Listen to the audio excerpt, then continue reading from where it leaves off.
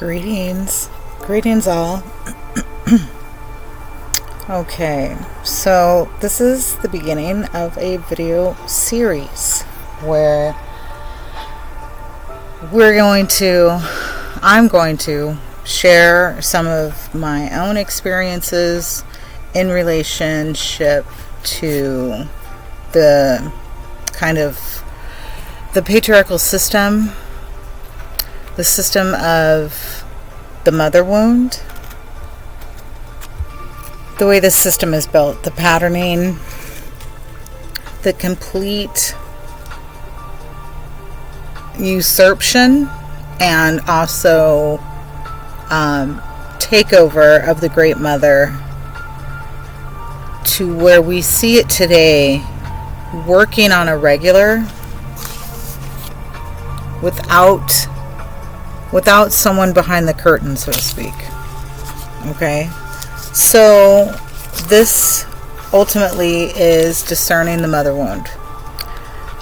This particular one. So we start with the original sin. The original sin is the sea stars torn. Now, you see this reflected in a lot of narcissistic relationships, and so sin is also sign, like the beginning of, or to see something, okay? Sign is also mathematics, okay, which is the Great Mothers.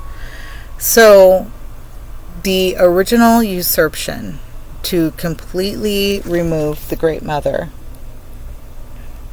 would be removing safety.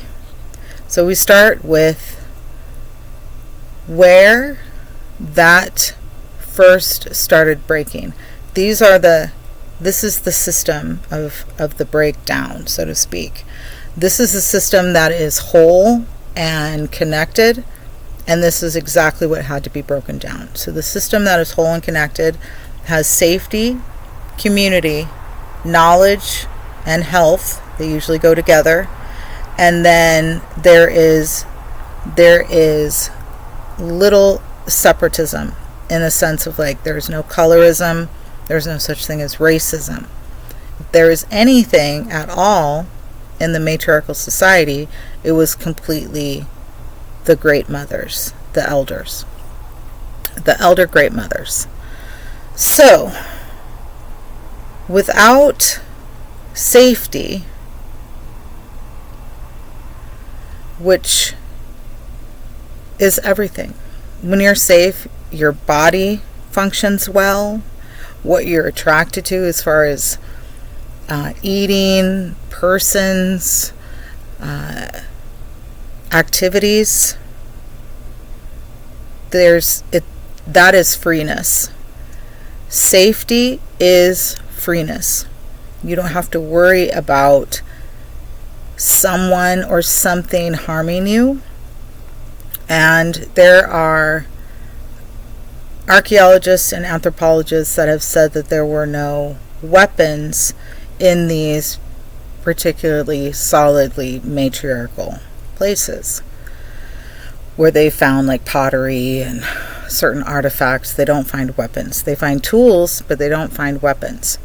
Okay, so part of the reason why I started what I started on Patreon is because I was in several narcissistic relationships, but specifically a quote-unquote partnership, romantic relationship.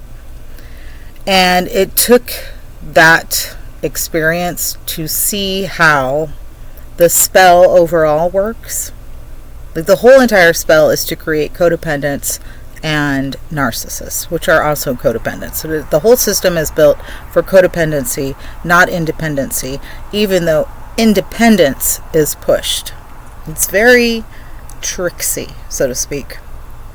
So safety is promised, and this is how the system of the Great Mothers fell in the first place. I don't know exactly who did it. My theory is it was sons, or a son, but sons in general. that removed safety, gave safety, were part of what kept the community safe. So then when it was a switch, it was much easier, because then harm could be inflicted. And I'm not talking specifically about certain tribes. I'm talking about where patriarchy and religion and kind of like colonization came in, but they had to destroy the matriarchal system, the mother reference. God is a female reference on all levels. So much so that when the witch trials and witch burnings happened, people were for it rather than against it. So it's a slow process. And that had to be taken away first. And to solidify removing the safety, so in a narcissistic relationship, safety is acted or presented, and stability is presented.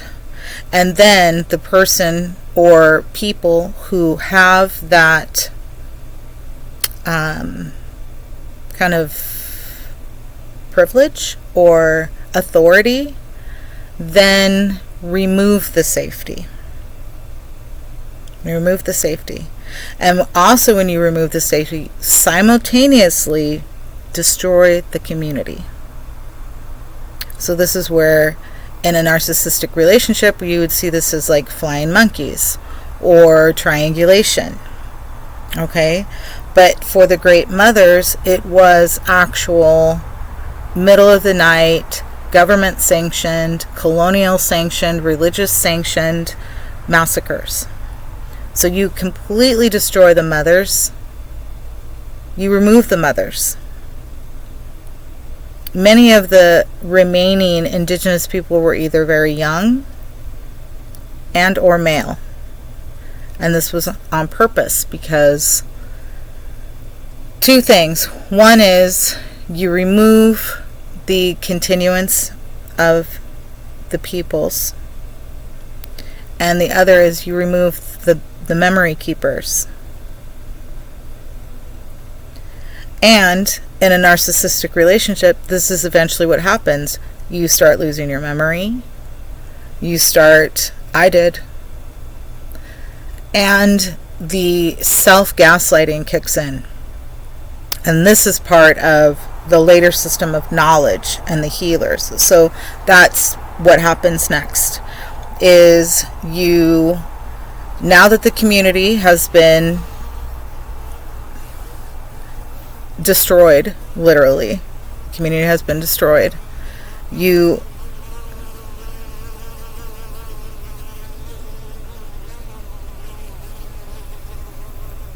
that's a bee.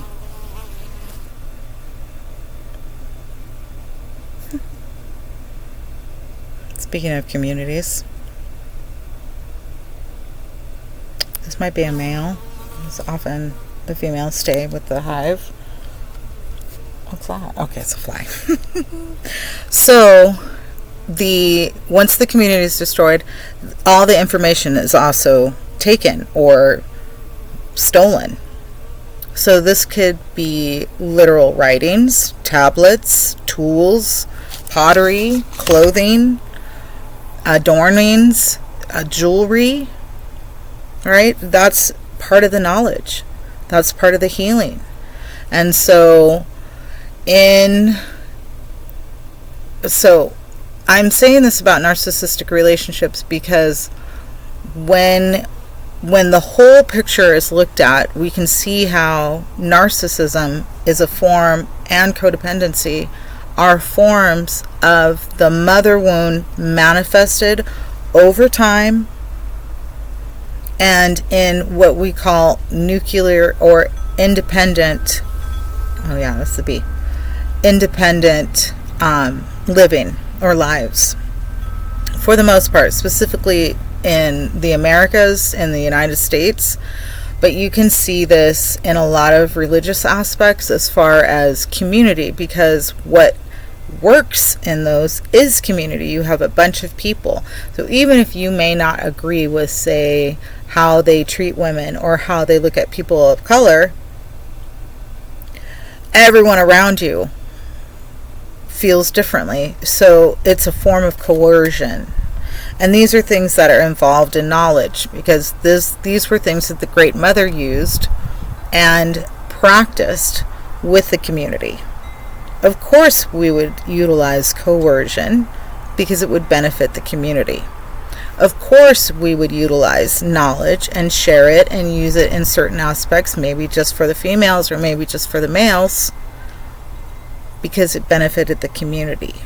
But when you remove the community and you start to individualize, then what happens is those pieces of knowledge and health become smaller, into smaller groups, become what I say is usurped. So you can see this on a grand scale, but ultimately what's happening is trauma. You remove safety, it's trauma. What's that going to affect? It's going to affect your nervous system. It's going to affect your lymph system. It's going to affect your digestion. That's going to affect your organs. And then you remove the community. Whew. And this is where we can see, in my opinion, this is my opinion specifically, the totems of what is now named mental illness. Because you remove the community and a sense of belonging and safety, and the mind and the nervous system is going to create that as best it can to help the body survive and the organs survive. So there's so much involved with the body that has not been recognized, and this is something I go into depth in Patreon, because your guts and your brain, you have your intestines and your large colon, or your large intestine, your colon, otherwise known as, are 80% responsible for your emotions, for what you think, for how you feel. 20% is your brain. Your guts are sending those signals to your brain. So imagine what's happening while you're going. I mean, this is, and I'm relating this to what's happening today, but also what is kind of the depth of the mother wound, the depth of the spell, where it all originated, and the ultimate, like, kind of recognition, so to speak, to decolonize and re-emerge and like re-solidify the Great Mother and her teachings. And this is, again, like the sea stars torn. And we'll get into like the sea and what that's related to. Oh, also in safety, and when you remove a community, speaking out, standing up, and having a voice, right or wrong, with communication becomes a fear tactic. Because if you're wrong in what you say, you can be harmed. And that was carried out. So it originally started with the Great Mothers and usurping the calendar, the medicines, the knowledge of the body, the knowledge of language, the knowledge of intuition, the aethers, the elements, okay? So, and that's all knowledge. And then they start, the last one, and this one took a while, was racism and colorism, which was not part of our ways. That's not what Mother does. Mother, in her infinite wisdom, will create a mutation for the community. And the community can be the entire human race.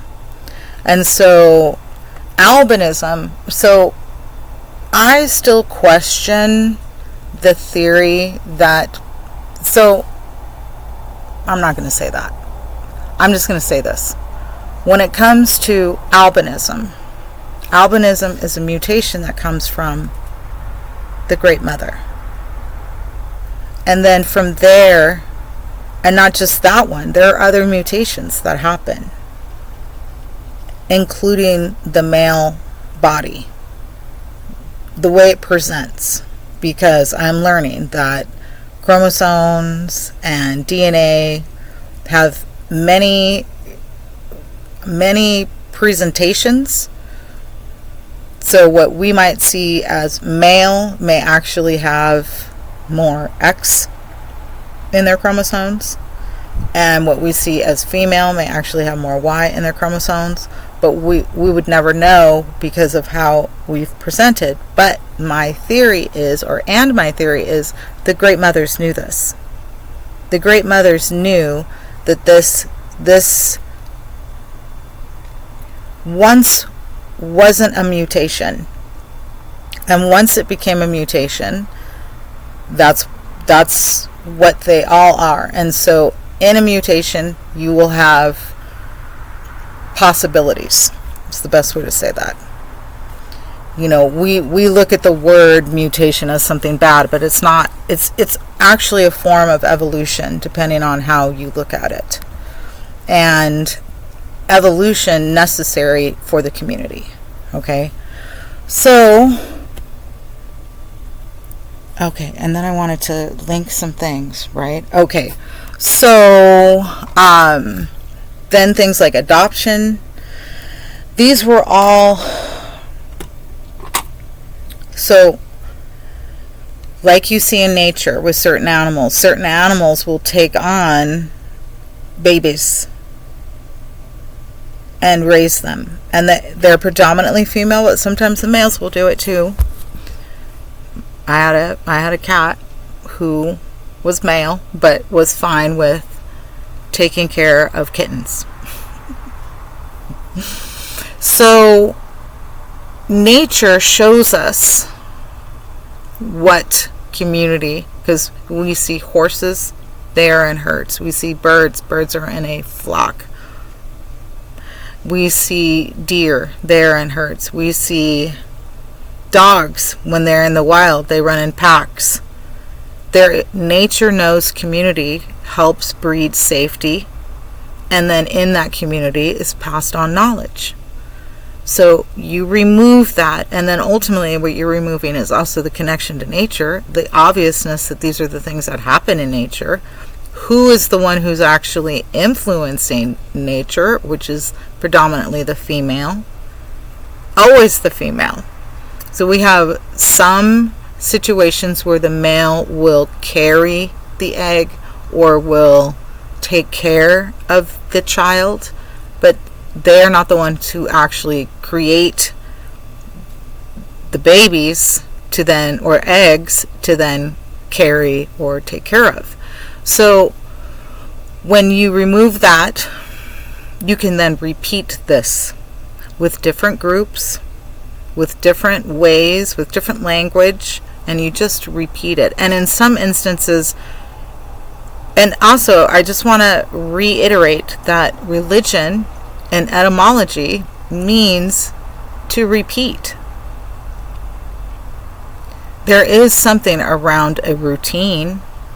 Great mothers knew this as well, but not in a sense that you are locked in to a certain way of thinking, because that was given to us in our matriarchal settings. We didn't do that.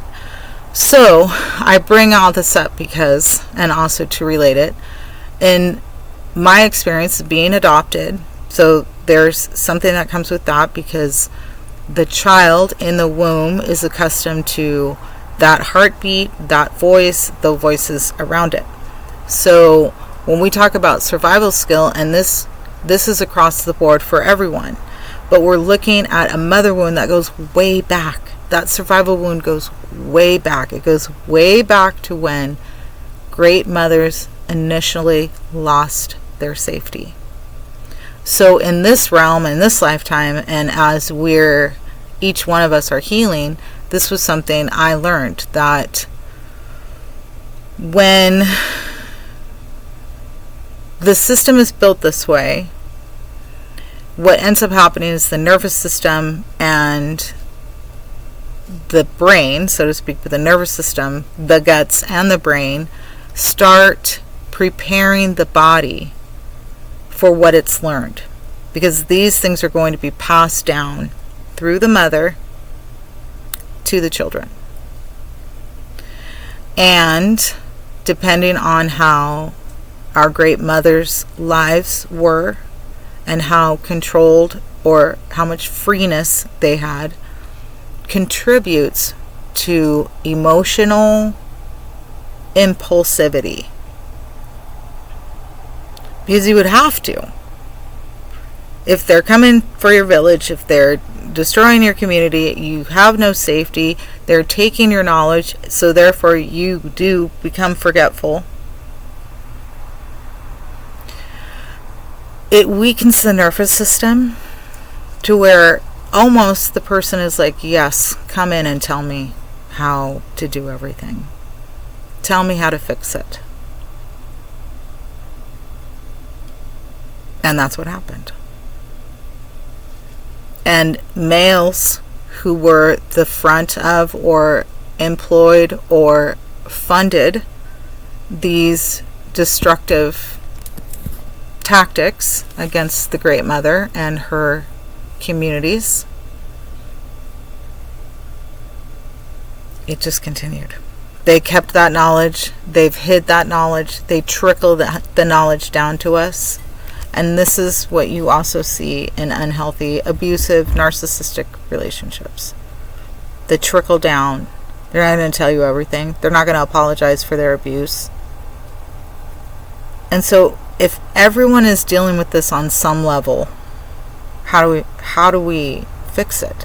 Well, we can't fix everyone else, but we can certainly see where our mother wound is, where we might be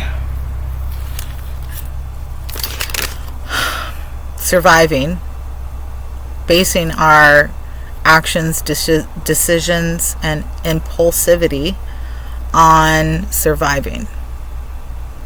And that's what happens when you remove the original mothers and their original equanimity. And then you redistribute it. I just learned from another video that in the Iroquois Nation, males weren't able to vote. It was only the females who voted. And their quote-unquote judicial system, and you will see this across the board in the Americas with most of the indigenous, their quote-unquote governments, very similar to ours, only predominantly female and continuous. It wasn't like somebody was there for sure for a certain amount of time. It was always negotiable. You could always call a meeting. You could always come and talk about something that may not be working within the community, because it was all about the community. And then relating that to the spiritual aspects or nature, which was both the animals and the stars and the seasons, right? And this is where I go into that with talking about the stars and the goddesses. So, okay, so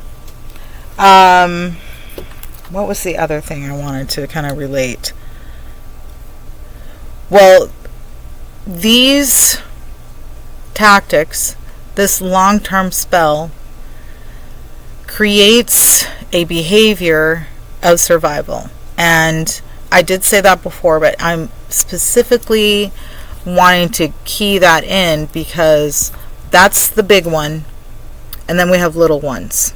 We have little survival skills from school, religion, relationships, family, athletics, emotion, right? There's so many aspects of how we as individuals and we as a society and a culture around the world respond and react to beliefs and certain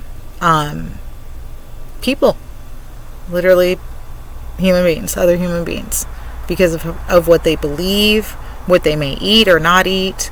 I mean, it comes to a point where what it looks like is that we're not really thinking about what we need or how we're feeling. We're thinking about what we need, and mostly what we're trained is we need monetary things, and that's the next that would be the next step. And I do think, I theorize that through racism, colorism, and currency, money is how that shifted. So I'm going to move into that part, because this will move us into the next part of the series. I'm going to mention two things. So communication. If these are the repeated spells or repeated patterns, then what happens is not only compensation, but again, so I like to use King Henry's time as a good example, because most of us, this has been like solidified by the world. Okay, so in King Henry's time, he was Catholic, and then he wanted to be Protestant.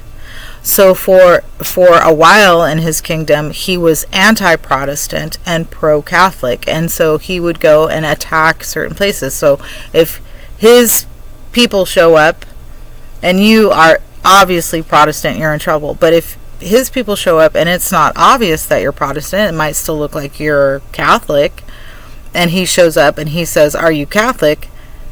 You could lie and say, "Yes, I'm Catholic," and your life would be saved. But if you said, "No, I'm Protestant," that could be the end of your life. Then a few years later, he becomes Protestant, and he goes and attacks all the Catholic places that he had once protected. See the pattern? See the pattern of control and manipulation? And so then it switched. If you said you were Catholic, that would be the end of your life. And if you said you were Protestant, you could be saved. So imagine the nervous system, and then all of the children who are born in that time, and how they have now in the womb, or from the eggs that were being created, or not being created, but from the eggs that went through that and imprinted it into the DNA, then the children and the children's children and the children's children will have this knowing that if you are having a discussion and you say that you are wrong, it could be your life. So this is where we'll see defensiveness come up a lot. So yes, it can be a sign of an unhealthy or unhealthy relationship or unhealthy way of looking at things, so to speak. It also is part of this patterning that's been going on for hundreds of years, which is to pattern people into feeling comfortable in being coerced, being afraid to be honest, because it could mean. That has changed a lot, but you will see it. You'll see it even with kids who have never been taught that if they lie, it's actually a bad thing. Why would they lie? Because my theory is that, and there is scientific proof that certain things are passed down through the mother and through generations, but my theory is that somehow they know that if they say the wrong thing, they're in trouble, right? And so even if they're always supported and nothing has ever given them the impression that if they, I think there are some things where they might have been told don't grab the scissors, and then they cut their hair type of thing. But in general, I think that it is somewhat inherent, and it would have to be patterned out. And the only way to not the only way, one of the ways to pattern it out is to really check in with your feelings before you answer a question, before you make a decision, and especially if something emotionally traumatic or intense has happened. Okay, and then the other thing is, before we move on, okay, the next step.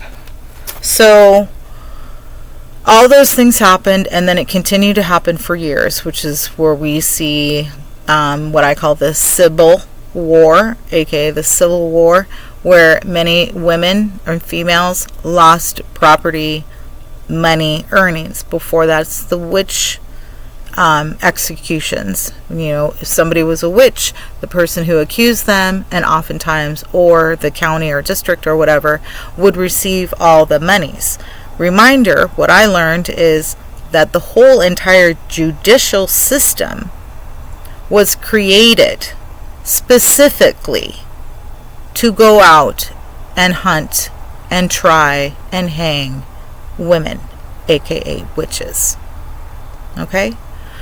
So that happens. So it's a slow thing, and then you start seeing sea stars turn against sea stars. Now, I do have a theory. Me and one of my friends have a theory, because we realized that mutations, including albinism, must have been necessary, like the original great mother, the mitochondrial mother, and mothers, because I think many great mothers, parthenogenesis, daughters, and then daughters, more daughters.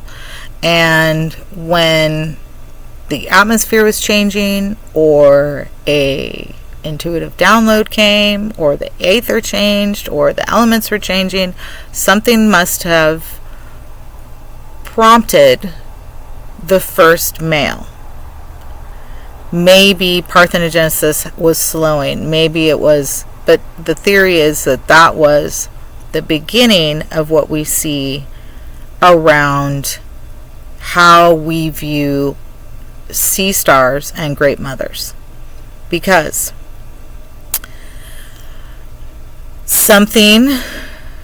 when a mutation happens, something happens with the mother's body as well. Is it possible that something shifted that changed how not only was the male to be raised, but his emotional reactions and responses? And so some sisters were probably also bearing sons at that time, and others bearing daughters, and it was fine. Everyone was like, okay, this is, wow, look at how powerful we are, look at how we can do this. And maybe others felt like sons were being treated different, or because the mother had the son, maybe one of the other sea stars felt something different towards that great mother. And it could be the beginning of what we see like jealousy and envy and the emotions that we consider unhealthy, because the body changed and possibly how we saw each other.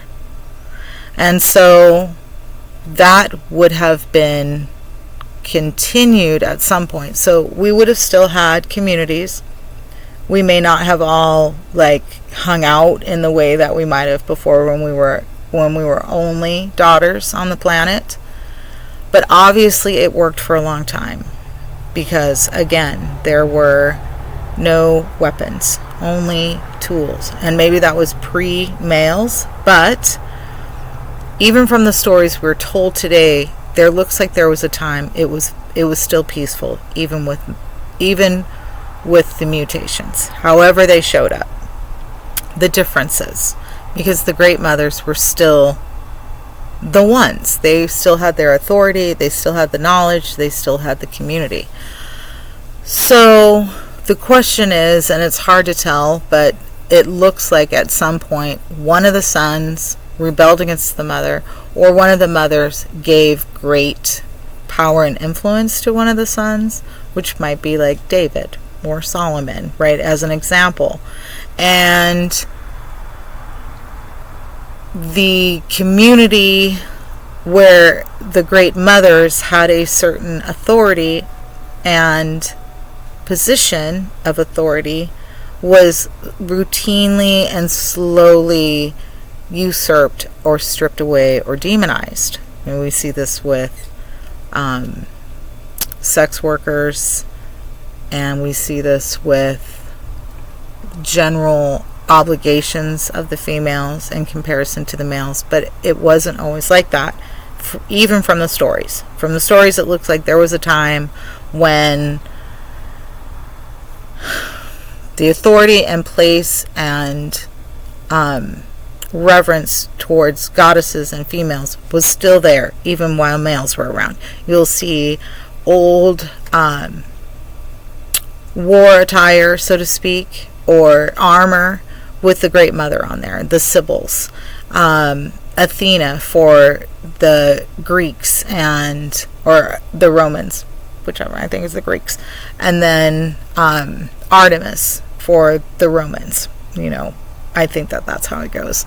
So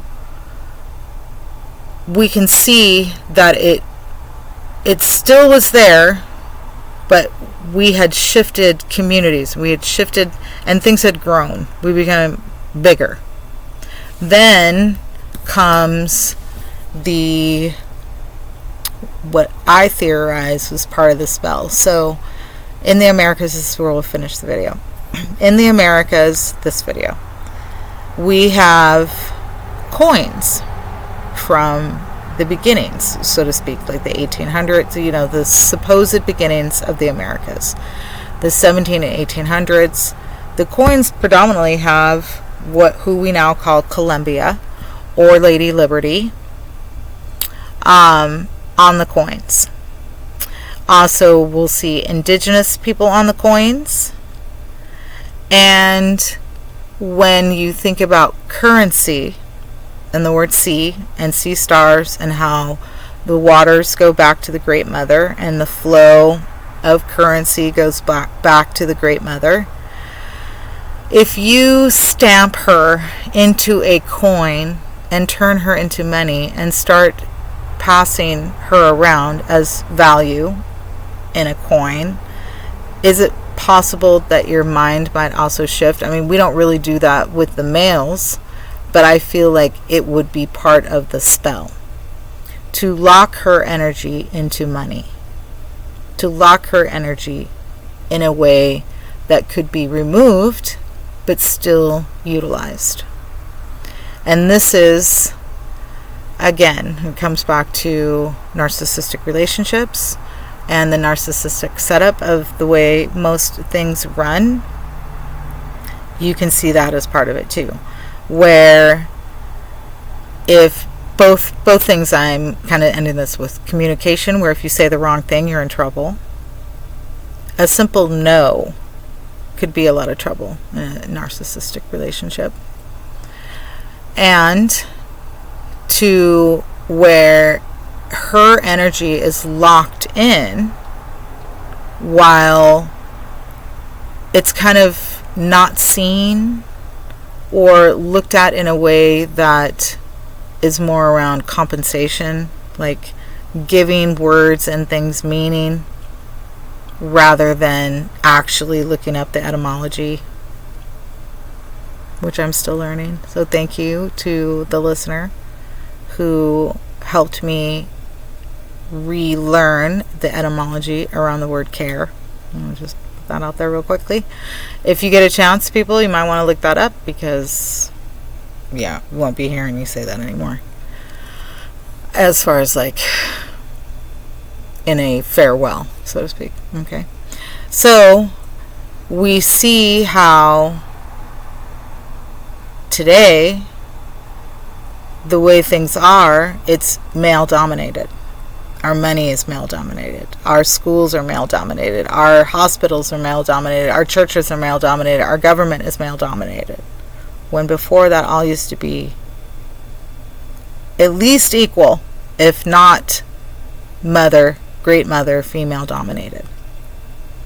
And so you work slowly to remove the people, remove the authority, place new stories, new authority, and you do it slowly, and everyone agrees to it.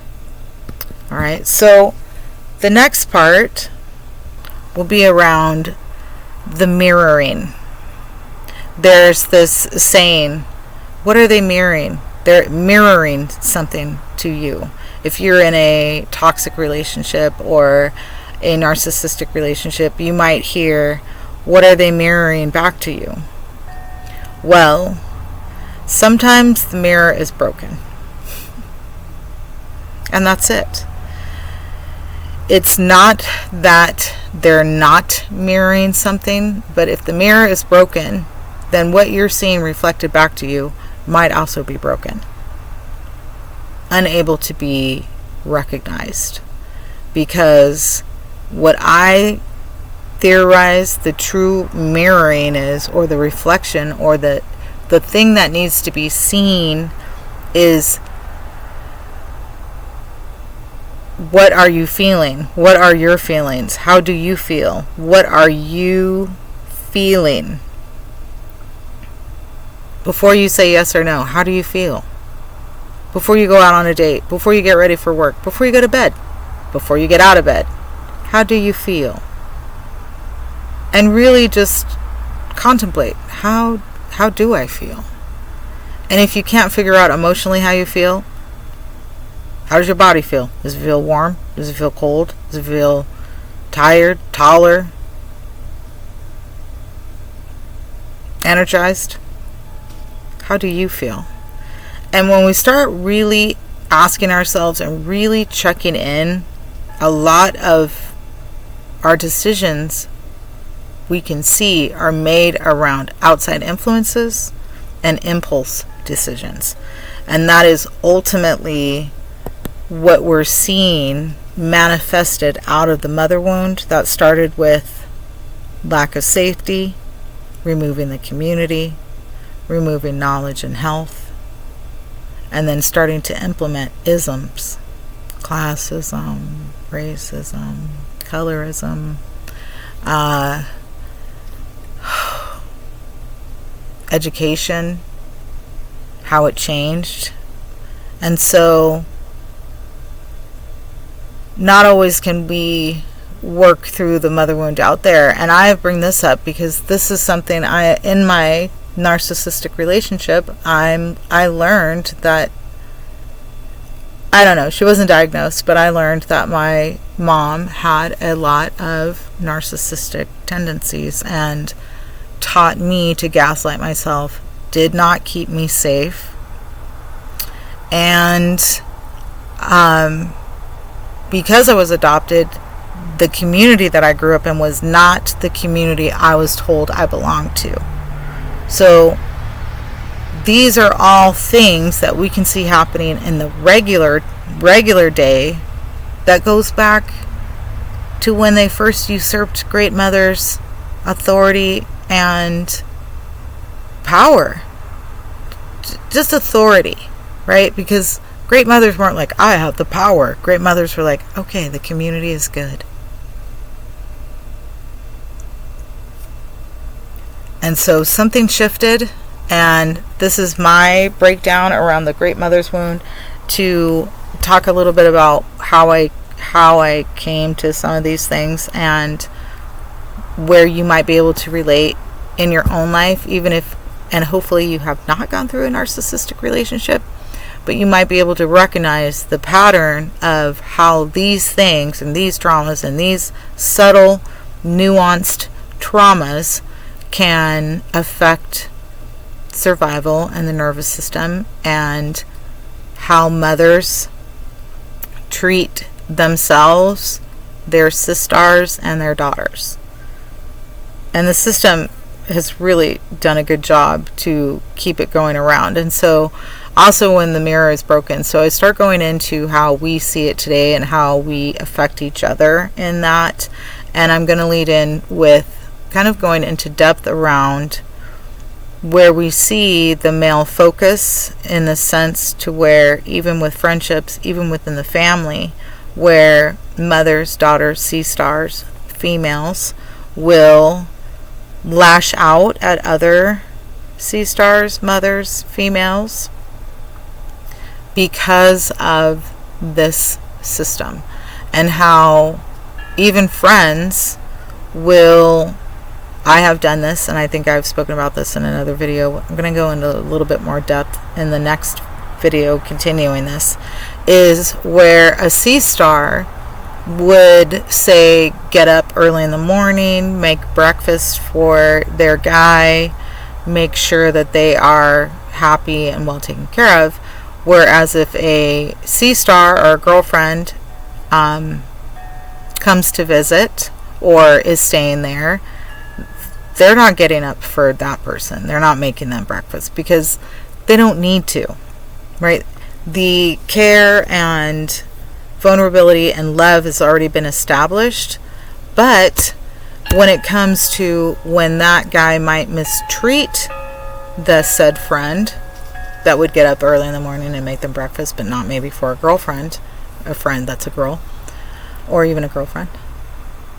When the girlfriend does something, the friend that is female does something that is not abusive, that is not even cruel.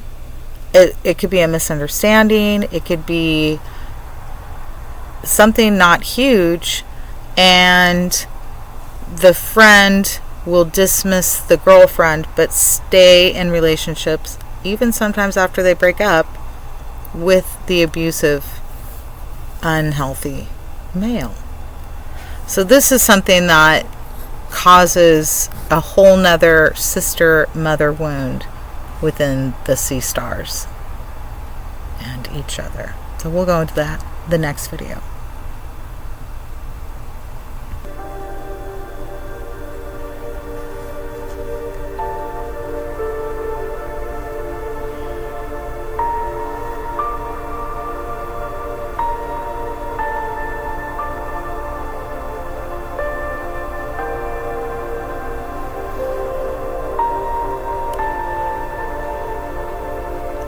Thank you for being here. Thank you for listening, subscribing, sharing, watching, listening, members. I really appreciate you all. It's been so cool to see you in my memberships. So thank you to all of you. And I look forward to connecting again next time. All right. Bye for now.